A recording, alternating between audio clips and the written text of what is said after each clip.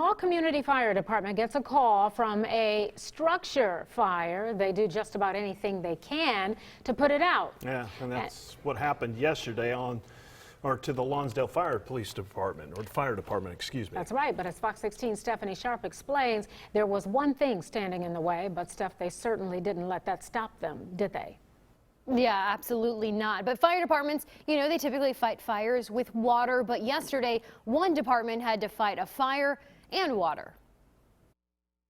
I've been doing it 46 years. Since the age of 12, Eddie Tickett has been fighting fires. But what started as a routine call for the Lonsdale Fire Chief Wednesday, We got a call for a structure fire. quickly became an adventure for him and his department.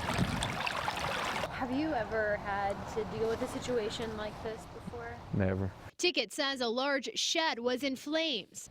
The only thing keeping the fire department from getting from point A to point B is what the department uses to fight fires itself: water. Class 3 white water. It was up to this side of this tree. It was swift-moving flash flooding. He says they tried to put boats in the creek to get across, but failed. Almost swept them away. A quick-thinking solution presented itself. And one of the neighbors said, "Hey, I've got a bulldozer." I said, "Go get your bulldozer." Firefighters climbed on board, and the bulldozer driver took them to the fire. We would take 5 people at a time across with all of our equipment, and we were able to get some water on it. Well, they wouldn't have got over here without that D6 bulldozer. It was Nielsen Tillery's shed in flames. It may have been lost, but he says because of the persistence of the fire department, it kept the fire from spreading to his home. I appreciate their effort. For Tickett, it was not quite just another day on the job. We're proud of what we did.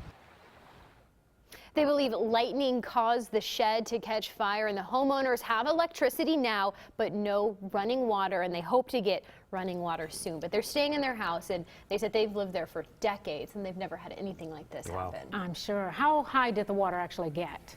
They were telling us today that it would probably be up to my shoulders, if not my head. So it was going very, very fast, and the bulldozer was huge. When we saw those pictures, before we saw the actual bulldozer, I thought it was maybe a little bit smaller than it was, but it was a giant piece of machinery.